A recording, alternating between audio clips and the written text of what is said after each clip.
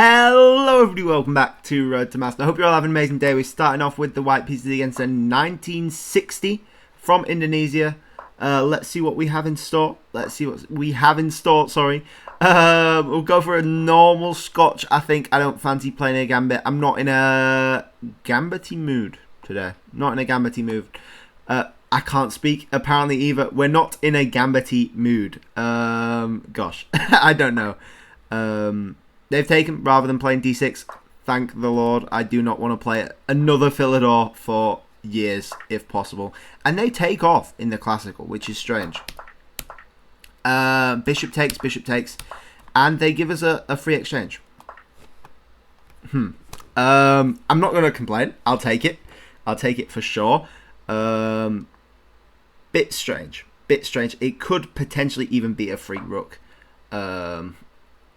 Which is even nicer, in my opinion. We needed to take that, by the way, rather than defend this pawn. Otherwise, the rook would have moved, basically, which we don't want at all. I'm going to play, I think, bishop d3 here.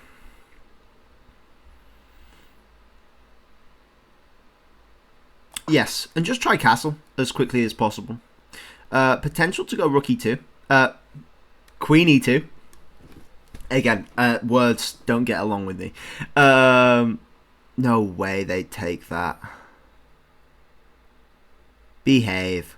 I mean, when in Rome, we'll go up 7 points of material. Thank you very much. And I don't think they actually can do anything with this.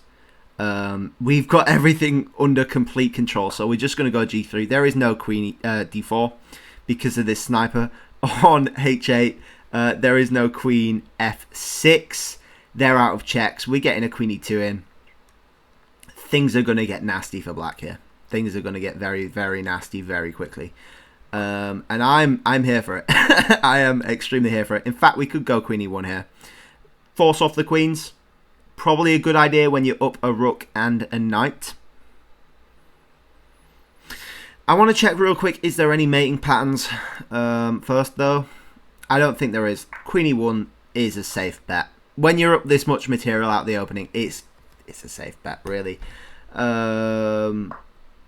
They don't go for it, which is interesting. I'll take it. And I kind of want to keep the bishop pair. I also don't really care. I don't really care. We're up too much material for me to bother about it. I'd rather keep the pawn than keep the bishop pair. Although apparently they don't even want it. We'll go bishop f6 to avoid getting eaten by the rook. And we can take this pawn. We can just take the pawn. Simple as. They have no checks. They have nothing. We'll go a3, kick this knight out. Get rid of that if we can, possibly. And yeah. And there's nothing else to add. I'm sorry if this is a boring commentary. There's just not much to talk about. It's the way it is sometimes. Yeah, I don't know why this happened. The opening, to be fair, makes sense. You trade off your dark squared bishop, and then you play d6 to avoid your bishop getting locked in on these dark squares. Take the knight. Take with the knight first. Maybe, okay, like knight f6. And then the line is e5. We'll go through this afterwards. But, yeah. That's about it.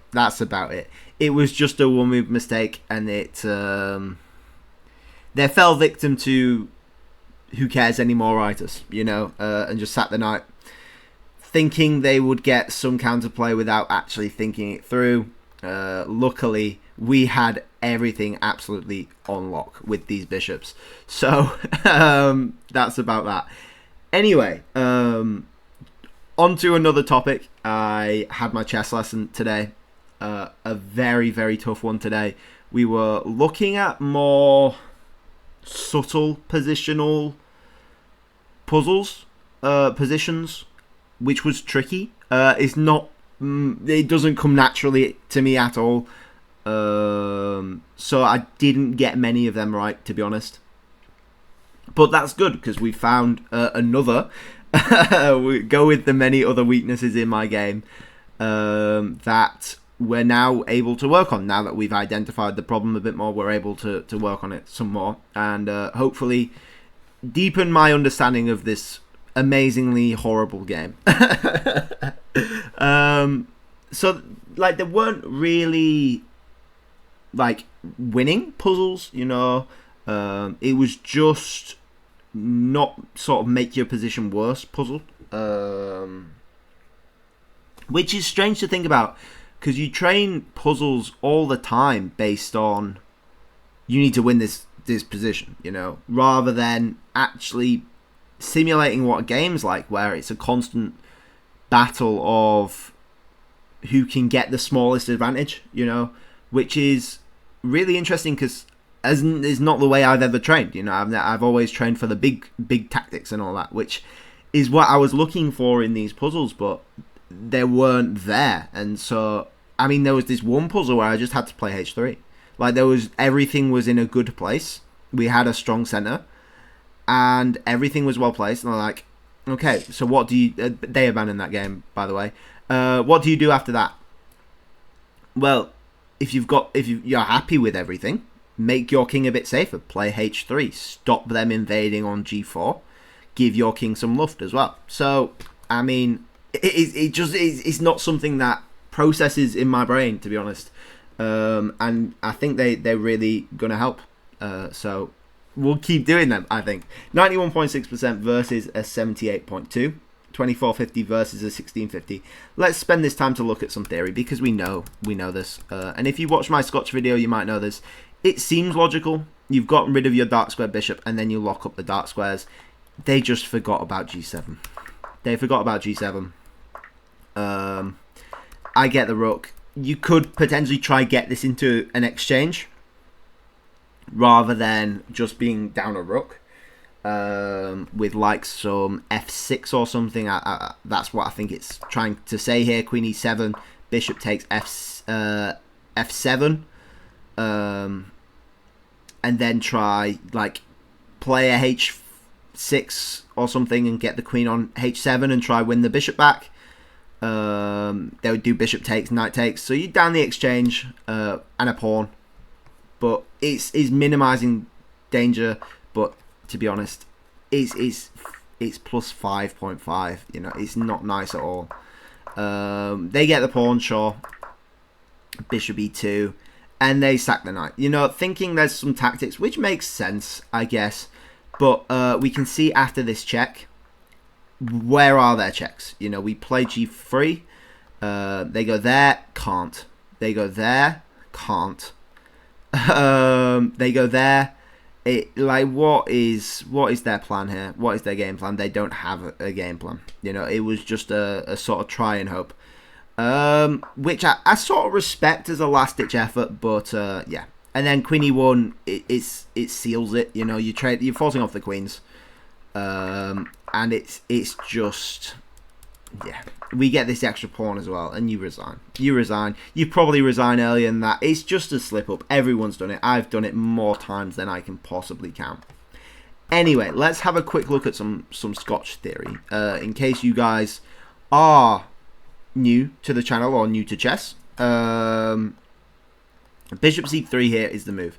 You might have seen this before, where they don't play bishop c3, and you play it in sort of this move order,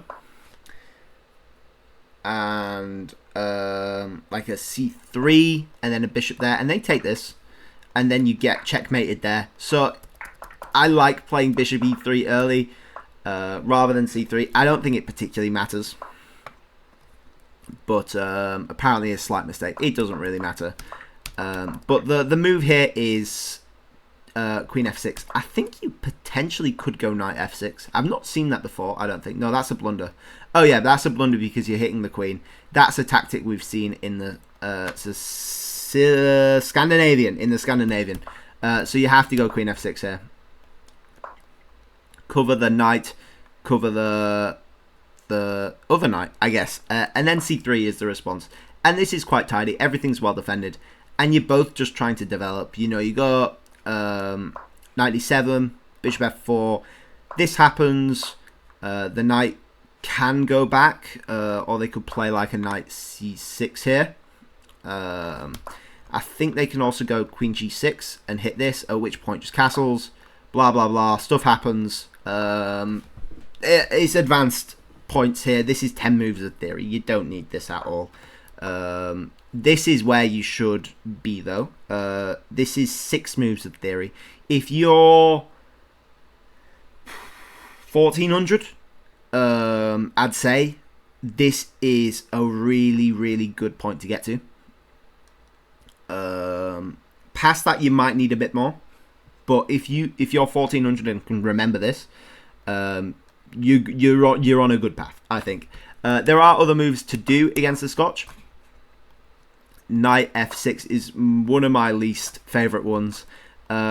It's, you could say, playing for a draw. I think the Grandmaster move is to play e5 here, which is possible, followed by a c4.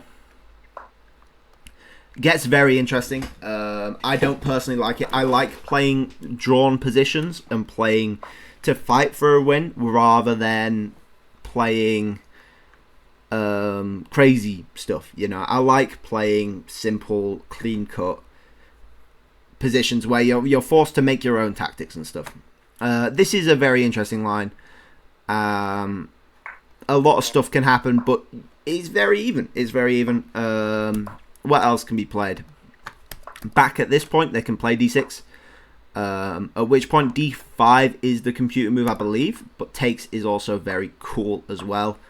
Yeah, interesting sort of position. I think we've seen this before recently. It's almost English rat sort of territory. I don't know. And then what else is there? Oh yeah, they can play, I think, bishop check here, which is interesting. I think they go back to b6 here, is a good move. And then knight f5, bishop takes, knight takes. And you've got pieces off the board. You know, neither player has the bishop pair. You could argue white has a center, but nah, I don't know. And then the last one you need to know as well is queen h4. Very crazy. If you want to scare someone away from playing the Scotch, this is the one to play. Yeah, it's not nice. I think king d8 is the move here. Wild, wild stuff. It's all covered in my Scotch video. If you want to learn more about it, though, I think I do a relatively good job of explaining it. But yeah, just know a few moves. It's not a crazy opening. You know, it's very solid. If you want to play crazy, you could play bishop c4, 4 here, not 5, which goes into the Scotch Gambit, and this gets ridiculous with lots of f7 tactics. But it's a bit too much for me, to be honest. I like my simple stuff. Anyway, thank you all for watching. I hope you all enjoyed. Please like if you liked. Please subscribe if you really liked, and I'll catch you guys all tomorrow. Bye bye.